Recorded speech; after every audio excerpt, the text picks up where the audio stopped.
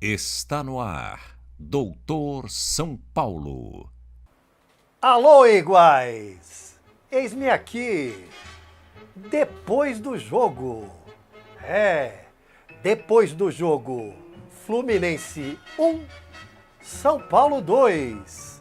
Aleluia, iguais! Aleluia, 1000 vezes aleluia! O São Paulo ganhou uma! Nossa! O São Paulo ganhou uma! Eu disse aqui, no último programa que eu fiz, que o São Paulo teria 4 jogos em que não era favorito, não. O São Paulo ia passar sufoco. O São Paulo ia enfrentar o Santos. Primeiro o Vitória, tinha enfrentado o Vitória. E eu disse, depois enfrentaria Flamengo, Santos e Fluminense. Todos jogos muito difíceis, onde o São Paulo não era nem de longe favorito. E era para o São Paulo ter dado uma caída na tabela, na tábua de classificação, que ia ficar lá entre os últimos. Eu previ aqui, mas não fui só eu, não precisei consultar minha bola de cristal aqui, não precisei. Todo devoto de São Paulo sabe que esse elenco é fraco, esse elenco é horrível, não temos o técnico que desejamos, e não temos, o presidente, não sei se perdeu as rédeas, uma briga política danada lá dentro do São Paulo, a 4 muros, ninguém se entende, todo mundo quer o cargo de presidente. Mas fazer o time jogar mesmo, contratar jogador, planejar esses campeonatos todos que vieram por aí, Libertadores e Campeonato Brasileiro, Paulista antes, isso aí ninguém planejou, esqueceram, né? Então São Paulo está vivendo um ano terrível, né? Então não fui só eu não, todo devoto achava que os 4 jogos do São Paulo, incluindo Vitória, seriam jogos todos difíceis, que o São Paulo dificilmente venceria. Vitória, né? Vitória, que o São Paulo perdeu. Santos, que o São Paulo perdeu, né? O Flamengo, que o São Paulo empatou, né? E esse jogo do Fluminense. O Fluminense vinha bem no campeonato. Então esse São Paulo foi lá pro Rio, depois de amargar a derrota pro Santos, não jogou mal contra o Santos, não. Faltou vontade? Não faltou. São Paulo contra o Santos foi só vontade. Agora, quando o negócio tá desse jeito, aí perde-se a confiança, a bola não quer entrar mais. Então já viu o que acontece. O São Paulo jogou embaixo do gol do Santos, mas não sabia concluir. E o Santos venceu por 1-0. Eu não fiz o programa no meio da semana.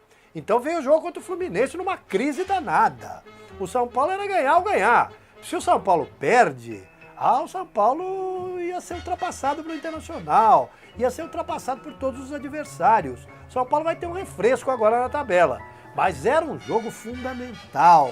E esse São Paulo de Denis, Buffarini, Maicon, Rodrigo Caio e Mena, João Schmidt, Wesley pelo lado direito, João Schmidt mais plantado na frente da zaga, com Thiago Mendes mais do lado esquerdo e Cueva um pouco mais adiantado, flutuando à frente desses 3 volantes, e Robson do lado direito no lugar do Kelvin. É assim que o Ricardo Gomes decidiu. E Chaves isolado lá na frente. Esse São Paulo foi lá pro Rio.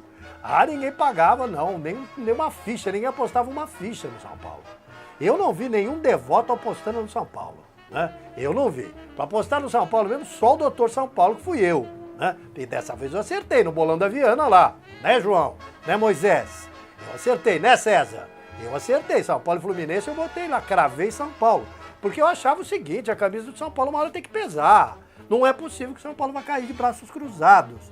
Mas esse São Paulo com essa formação, e que tinha a minha crença, desse tamanhozinho aqui, mas tinha, porque eu sou São Paulino da velha guarda, e eu já vi o São Paulo renascer das cinzas, e eu acreditava em alguma coisinha do São Paulo, esse São Paulo fez um primeiro tempo abaixo da crítica.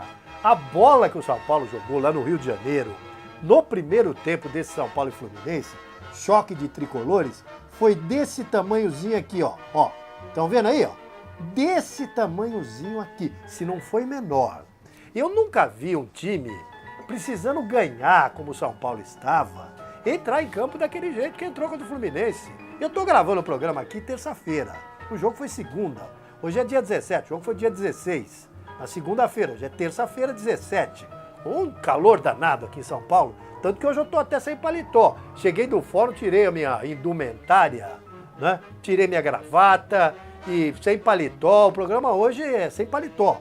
Tá um calor danado aqui em São Paulo, 30 graus na sombra. E no Rio de Janeiro, devia estar um calor infernal, eu não nego, devia estar muito quente sim. Então, o São Paulo pareceu que entrou no clima do calor exasperante que estava lá no Rio. E o São Paulo não jogava. O São Paulo entrou em campo para ver o Fluminense jogar. O São Paulo ficou parado, o São Paulo não tinha confiança. O São Paulo num esquema tático absurdo, né? No 4-5-1, um time que precisa ganhar de qualquer maneira, com o Chaves isolado lá na frente. O Cueva numa péssima noite, jogando muito mal. Os laterais não iam à frente, os volantes não chegavam, né? O Buffarini muito mal no jogo do lado direito. O Maicon mal no jogo. Primeiro, é o pior jogo do Maicon no São Paulo. O Maicon muito mal. O Rodrigo Caio, que costuma se salvar, sempre muito mal no primeiro tempo. Né? Mena não subia. O João Schmidt, nem sombra daquele João Schmidt, aquela promessa que foi o João Schmidt, errando passes. Enfim, um time muito nervoso. Esse Robson, até que teve uma jogada ou outra no primeiro tempo, né? Mas também um jogador assim. E o Chaves continua a míngua de gols, continua um esquálido, porque é o que eu digo sempre aqui, centroavante vive de gols. Centroavante, se não faz gols, vira um mendigo na área, pedindo uma bola, me dá uma bola, pra eu colocar no barbante. Mas a bola, além de não chegar pra ele, quando chega ele perde os gols. Perdeu contra o Santos, um gol embaixo do gol, perdeu contra o Flamengo, um gol embaixo do gol, e tá nessa fase. Quando tá nessa fase, tinha um zelador no prédio meu, Moacir Marsola, né? Então, seu Moacir Marsola, grande Moacir Marsola, igual Moacir Marsola, como vai igual Moacir Marsola? Espero que você esteja me vendo aí. E o Moacir Marsola, grande filósofo, ele dizia o seguinte quando estava na maré de azar, o time dele. Então, assim, ó, quando a maré tá de azar, o time fica cagado de arara. Eu não gosto de falar palavrão, não, mas fica cagado de arara. E o São Paulo estava cagado de arara, continua cagado de arara. Um negócio impressionante, né, Moacir? A bola não entra, quando chega não entra. Mas o primeiro tempo do São Paulo contra o Fluminense, com esse azar todo que o São Paulo dá, foi um negócio de louco. O São Paulo não entrou em campo. O São Paulo ficou olhando o Fluminense jogar. O Fluminense dessas coisas, não. O Fluminense também não jogava, não fazia uma grande partida, mas era muito melhor do que o São Paulo. São Paulo apático, um São Paulo inseguro, um São Paulo medroso, um São Paulo jogando de lado, tartaruguesco, o caranguejesco, jogando de lado e para trás. Um negócio impressionante. O meio-campo não funcionava, o Cueva não chegava, não caía pelo lado esquerdo como devia, caía mais pelo lado direito. O Wesley, como sempre, apático, errando passes. João Schmidt, mal já falei. Thiago Mendes, um pouquinho melhor, mas também muito afobado, errando os passes. Esse Robson, um lampejo ou outro. E o Chaves lá na frente, sozinho, pedindo a bola que não chegava. Então o Fluminense, né, aos 30 minutos do primeiro tempo, depois de só o Fluminense jogar, o Fluminense arrumou o pênalti. Como é que foi a jogada? O Wellington, o jogador Wellington do Fluminense, saiu com a bola dominada da intermediária e o Wesley, que estava marcando pela direita, ficou só olhando.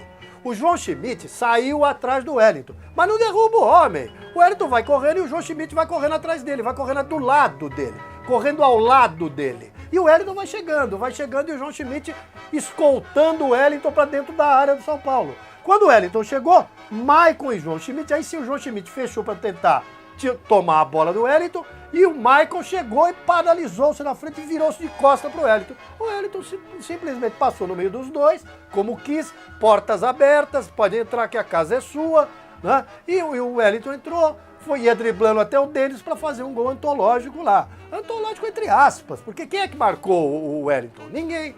Né? O João Schmidt escoltou. O João Schmidt foi o grande receptor, né? Recebeu o Wellington de braços abertos e levou o Wellington até a área do São Paulo. Quando entrou já era tarde, né? Entrou no Wellington. Aí o Wellington passou no meio dos dois, o Maicon falhou, tomou um drible estonteante, infantil, o Wellington driblou o deles fez pênalti, foi pênalti claro.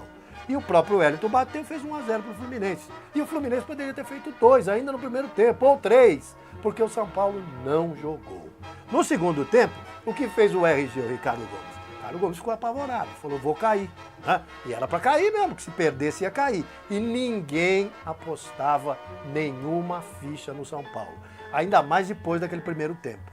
Veio o segundo tempo, São Paulo tirou o Buffarini já disse, muito opaco, muito mal, Buffarini estava marcando mal e não ia à frente. E ainda levou o cartão amarelo. Terceiro, não joga próximo, jogo contra a Ponte Preta aqui no Templo Sagrado do Morumbi no próximo sábado. Então o Ricardo Gomes o que fez? Colocou o Kelvin, né? Colocou o Kelvin para jogar do lado direito, o Robson, né? Foi jogar do lado esquerdo, um setor que não estava sendo utilizado pelo São Paulo, nem o Thiago entrava, nem o Cueva entrava e nem o Mena subia por aquela lacuna que havia pelo lado. Então o que ele fez? Colocou o Robson do lado esquerdo e colocou o Kelvin do lado direito, recuando o Wesley para o lugar do Buffa, para jogar ali pela lateral direita. O Wesley que estava também sumido no jogo e também não tinha muito a quem marcar não, porque o Fluminense parou de atacar. Mas no segundo tempo aconteceu um negócio de doido. Porque o Fluminense jogou 15 minutos do segundo tempo. Tinha sido muito melhor no primeiro tempo. Jogou 15 minutos do segundo tempo e eu já via viola em caco. Eu e toda a torcida do São Paulo, todos os devotos. Porque o São Paulo não jogava, ficava assistindo. O Fluminense poderia também, no segundo tempo, ter ampliado o marcador, ter matado a partida. Mas não matou. E o tempo foi passando, 5, 10, 15 minutos, o São Paulo quietinho lá atrás, até que, né, no primeiro tempo já tinha ocorrido. Aquele Gum salvou o São Paulo. O Gum já tinha dado um presente pro Cueva no primeiro tempo. O Cueva entrou livre. Ele e o goleiro do Fluminense. Chutou fraquinho, a bola bateu caprichosamente na trave e saiu para fora. No segundo tempo, até os 15 minutos, só deu o Fluminense. O mesmo panorama do primeiro tempo, com o São Paulo absolutamente descompassado em campo. Sem confiança, um time errando passes, um bando em campo. Taticamente, time absolutamente assombrado em campo, né? E complicado em campo. Ninguém sabia o que tinha que fazer. Lado esquerdo aberto, tudo aquilo que eu já falei. Então, até os 15 minutos, tudo mantinha o mesmo panorama do primeiro tempo. Até que, de novo, o jogador Gum, zagueiro do Fluminense, fez uma bobagem na área, a bola espirrou dentro da área e o Thiago Mendes, na única jogada que havia entrado pelo lado esquerdo, acertou o chute e a bola entrou no canto e o São Paulo empatou o jogo. Aí, iguais do coração, algum deus da bola, que estava vestindo tricolor, mas tricolor vermelho, branco e preto, invadiu o campo. E o jogo mudou completamente. O São Paulo, que não jogava absolutamente nada, passou a jogar. O Fluminense, que era o dono do jogo, virou o São Paulo do primeiro tempo. O Fluminense sentiu o gol de tal maneira, recuou de tal maneira, que o São Paulo tomou conta da partida. Rodrigo Caio e Thiago Mendes passaram a jogar demais. O Thiago chamou a responsabilidade, o Rodrigo Caio chamou a responsabilidade e o São Paulo foi para cima. Então foi o São Paulo de 30 a 35 minutos. Dos 15 minutos em diante, até os descontos, até os acréscimos do árbitro, o São Paulo foi outro completamente. O São Paulo foi o São Paulo que nós queremos. Um São Paulo dedicado. O São Paulo em busca do gol. Culpa do Ricardo Gomes, quer dizer, responsabilidade do Ricardo Gomes? Nada, nada. O que ele fez foi apenas tirar o Buffarini e colocar o Kelvin do lado direito com o Robson do lado esquerdo. O time ficou um pouco mais ofensivo, mas só isso. O Kelvin melhorou um pouquinho só o time, Mas o time melhorou mesmo depois da entrada do David Neres. Porque o David Neres, quando o São Paulo empatou o jogo, o São Paulo empata o jogo aos 26, né? Aos 26. É exatamente aos 26 que o São Paulo passa a jogar. Dos 26 aos 49, o São Paulo jogou futebol. Dos 26 aos 49. O São Paulo jogou 23, 25 minutos de futebol, né? Em cima da defesa do Fluminense, em busca do segundo gol, e o Fluminense sumiu. O Fluminense se apagou em campo. Mas o São Paulo cresceu mesmo, eu dizia, com a entrada do David Neres aos 15 minutos do segundo tempo. Aí sim. E eu tenho pregado aqui, eu tenho dito, Ricardo Gomes, faz alguma coisa, Ricardo Gomes. Muda o seu esquema, Ricardo Gomes. Tenta um 4-3-3, tenta um 3-5-2. Não é para ver se o Chaves tem a companhia de alguém, um jogador mais agressivo, um jogador que jogue na área. Porque senão o São Paulo não faz gol. O São Paulo é um time de nenhum gol. Mas em noite, em tarde de muita inspiração, o São Paulo faz um. Quem fizer 2 ganha do São Paulo. Né? Mas com 2 atacantes a coisa muda. Então entrou o David Neres. Né? E quando entrou o David Neres no lugar do Robson, aí o São Paulo mudou completamente. Porque o Kelvin foi jogar pelo lado esquerdo, abriu pelo lado esquerdo, e o David Neres foi jogar na posição que é dele, entrando em diagonal pelo lado direito do campo, em busca do gol do adversário. Era uma fria para o David Neres. Eu queria o David Neres no começo do campeonato, eu sempre preguei aqui. Põe o David Neres quando o time estiver ganhando, com folga, no templo sagrado do Morumbi, e o menino vai se soltando. Eu pensei, é uma fogueira quando eu vi o David Neres entrar. E ele desesperado, o que fez o Ricardo Gomes? Desespero. Colocou tanto o Kelvin e depois o David Neres. Falou, agora vou tentar os meninos. E depois ainda colocou o Pedro, né? Os 29, colocou o Pedro no lugar do Chaves. Né? E o São Paulo mudou. O São Paulo mudou completamente. O São Paulo ficou um time arisco. O São Paulo ficou um time que procurava o gol. O São Paulo ficou em cima do adversário, até que aos 34, né? O primeiro gol foi aos 26, até que aos 34, o São Paulo estava jogando embaixo do gol do Fluminense, o São Paulo fez 2-1. Com o Rodrigo Caio, no cruzamento da esquerda do Kelvin, Rodrigo Caio, avec la tête, como gosta de dizer Luiz Antônio Lima Totonho, eu sou pé da Pedra Grande, lá na minha Atibaia, né, Totonho? Avec la tête. Ele que vinha jogando muito a partir do gol do São Paulo do Thiago Mendes, do gol de empate. Ele já disse aqui, ele e Thiago Mendes chamaram a responsabilidade, foram os donos do São Paulo no segundo tempo. Ele, premiado com o esforço, foi lá, subiu de cabeça, aliás, costuma fazer gol sempre de cabeça, não é? O Rodrigo Caio fez mais um, avec la tête, e o São Paulo virou o jogo, fez 2-1. Poderia ter feito até mais. Para mim, o grande nome do jogo foram os grandes nomes do jogo foram Thiago Mendes, Rodrigo Caio e David Neres, que entrou no campo parecendo um senhor, parecendo um jogador experiente, parecendo um jogador que estava acostumado a vestir a camisa do São Paulo, do time profissional. E ele pela primeira vez entra sob o comando do Ricardo Gomes para vestir a camisa de titular do São Paulo.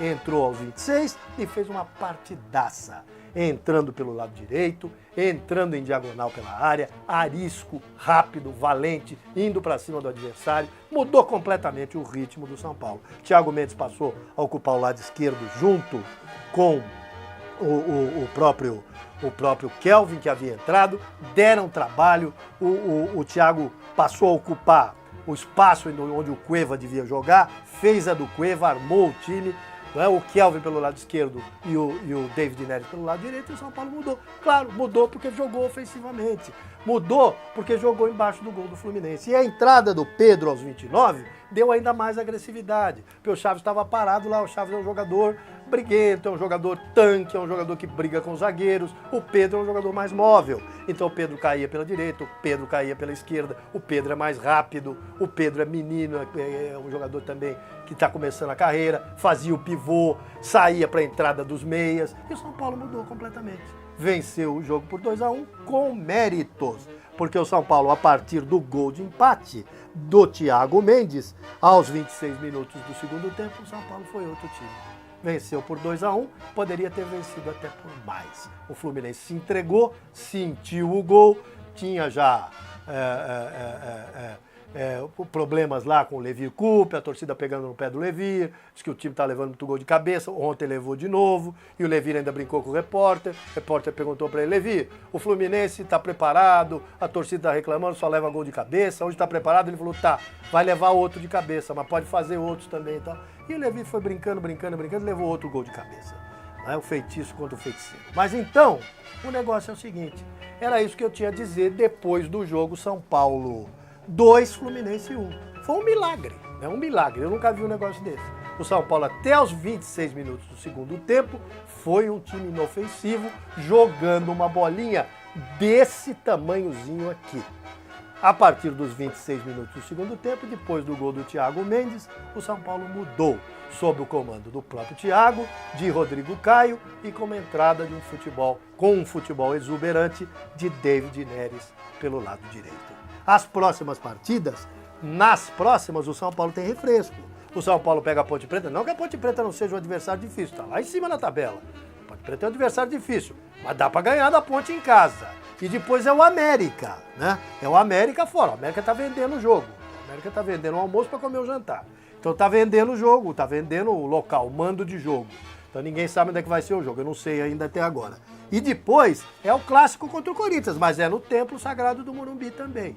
Se o São Paulo vencer a Ponte Preta e vencer o América, eu considero que o São Paulo está livre do rebaixamento. E aí vai lotar o Templo Sagrado do Morumbi no majestoso contra o Corinthians. É o que nós vamos esperar. Vamos orar para que dos 26, para que aquele futebol que o São Paulo jogou dos 26 minutos do segundo tempo em diante, seja o futebol que o São Paulo vai jogar. Bora avante. Sejam todos felizes, tenham um resto de semana maravilhoso. Vamos orar para que o São Paulo imploda a Ponte no sábado dentro do Templo Sagrado e paz, meus iguais. Eu te proponho, ó meu São Paulo, amar-te sempre assim.